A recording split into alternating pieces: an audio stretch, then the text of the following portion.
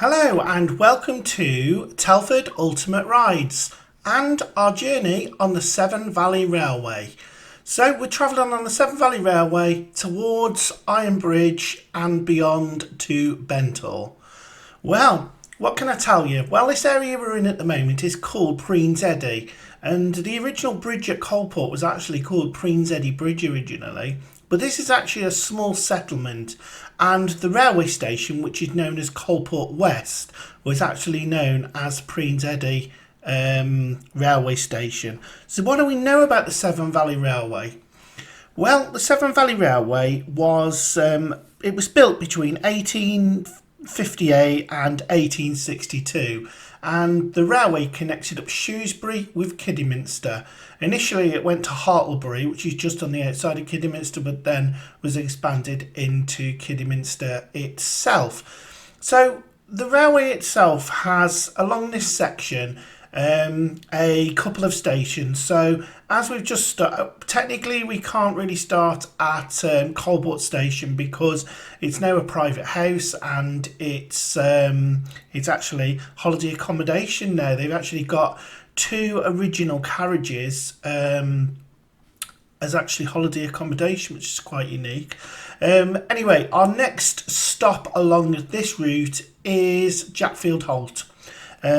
So the railway itself was originally built by the Severn Valley Railway Company. It was then taken over by the West Midlands Railway Company. Okay, and it's quite a good route for cycling. It's fairly flat. It gets a little bit muddy in places, but it is very popular with walkers, and it is actually very picturesque as well. As you can see, they haven't heard me. I actually rung my bell then, and they clearly haven't heard me. Well, today is a very frosty day, so all of this horrible mud is nice and solid, which is exactly what you want. So as you can see, we're up on a bit of an embankment now, and we are heading into what we call the area of Jackfield. The area of Broseley, which is just on the outskirts of Jackfield, was very rich in clay. So that's where a lot of the real sort of early industry started off there, making clay tiles, clay pipes, etc. But soon enough, the quality of the clay deteriorated, and they needed to be able to get that clay at a cheaper price. And a lot of the clay that was being mined at locally, such as for Randley Brickworks, etc., it was very expensive to actually get and ship items and clay into the industrial area, because you either can bring it by river or potentially bring it by canal, because there were no railways then. So they decided to basically move the whole operation right next to the river, hence why Jackfield is where it is now. And the museum there is a great resource of information on exactly the history of this amazing story of Jackfield tiles.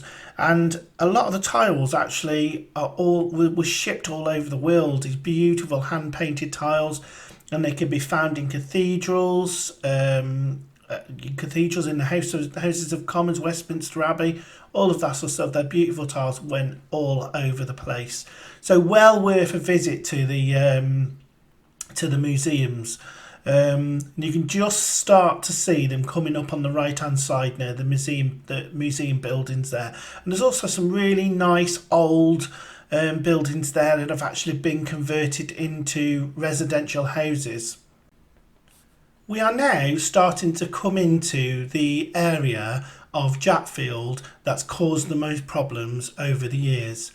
This area, in the 1950s, this area was covered by lots of little cottages that were a complete sort of community built right next to the river. But due to the clay pits further up the bank, they were becoming waterlogged, and this made this area really unstable, and caused the crooked village of Jackfield, where people's houses just subsided. Well, thanks to a government grant, this area has been completely and utterly stabilised with huge big piles that are literally right down into the bedrock. Now this is a really secure area now, and they've reinstated this footpath now. But if anybody remembers the original wooden road that used to come through here originally. So as we come up now, you can start to see the beautiful church on the right hand side, but also these warehouses on the left hand side here. And this is the museum built. This is the museum building itself. The other building is a sort of craft centre, the one we've just sort of passed.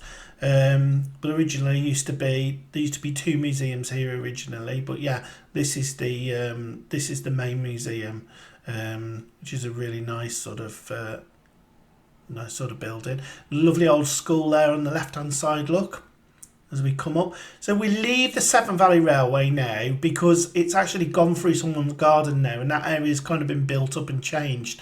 But as we come up, the left turn in now takes you up into Broseley, but we're just going to do a straight over, and this brings us sort of back down the hill a little bit.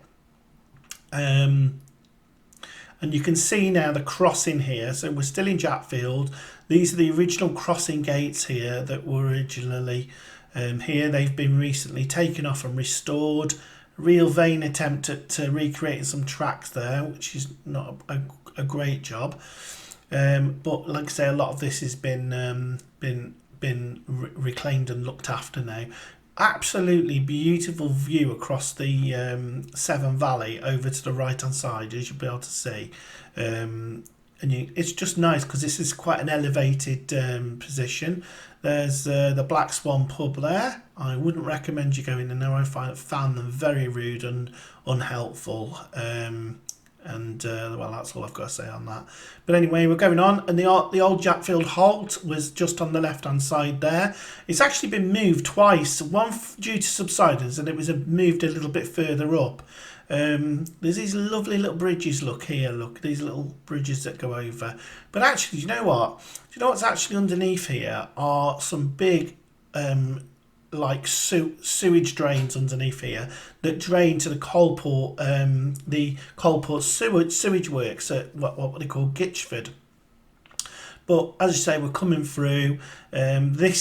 A part of this has been closed off for a long time due to drainage work on the water mains and the sewage works and stuff. So it's nice that it's actually back open now. But this is a lovely wooded section. You can just see how kind of romantic it would have been on a steam train trundling through here.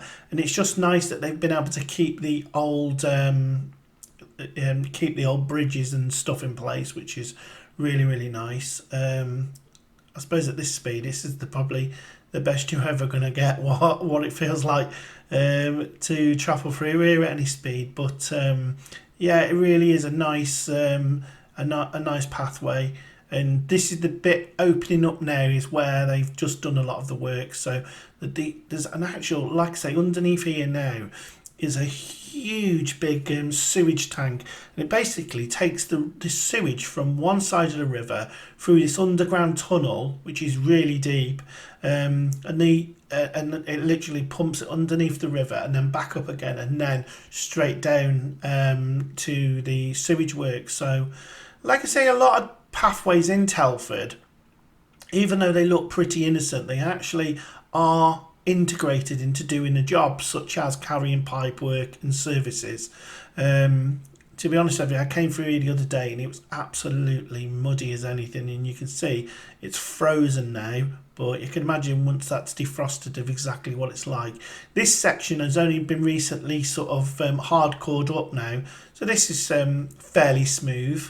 So we're just coming out now, and the sewage area is here now, left and right. You'll be able to see, probably not even noticed it as you've come through. So with this in front now is what we're just coming up to. You can just see the road Ladywood, which is just on the left hand side, but this is the actual car park, what we call station car park. named after the railway station, and there was a big hotel called the Station Inn, which is just on the left hand side. But the Ironbridge railway station, originally on this site here, that was basically opened in 1862 and closed in 1963. Unfortunately, a lot of railways at this time fell under the axe by Beecham, but by all accounts this is quite an elegant looking station. It had a nice sort of platform over the top of it where you could actually just walk over the railway and back down.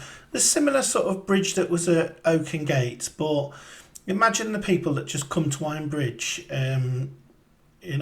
but it doesn't need a railway now, does it? And there are tours. You can see that station in there. Look at that look at that. Called Darcy's now, so it's quite like a nice restaurant or something now. But this is the car park that you park in if you want to go to Ironbridge itself. And at the moment, it's this time of year, which this was filmed just before New Year. The actual car park is free. So this is the road that takes you up to Broseley, but we're actually going to take a right, then a left, and then we're back on the Severn Valley Railway. You can see the railway lines out as a twin line. Now this is quite a picturesque bit of this pathway. So you come out of the station, and then straight away you're under this bridge here. Straight away. So we're now chugging along the Severn Valley Railway. Next stop would be Bildsworth Junction. But this is a nice path because this opens up the areas of Benthall and Benthall edged for you. A lot of nice walking routes there, a lot of mountain bike trails, etc. You can see it's quite muddy here. Now down to the right, there's an area called Bower Yard, and Bower Yard is originally where they had some lime kilns. So a lot of this area was exploited by the rich limestone that was in the area, and actually some beautiful parts here. There's some old lime kilns hidden away.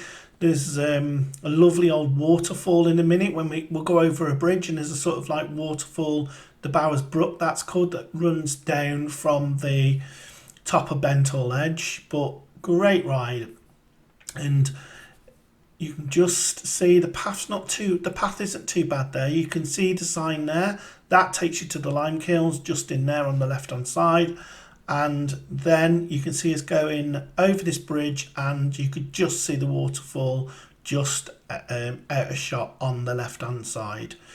So we're coming up now, and now on the right hand side you can see that wall appear. Now this is where we're actually on the viaduct. Now this is a big viaduct that you can see from the wharfage itself, and it actually perches on the edge of Benthall Edge. It was the only way that they could actually build a level railway straight the way through. So this bridge is kind of half perched on the bank itself. So it shows how steep this Benthall Edge is. But actually some really nice features along here. There really is.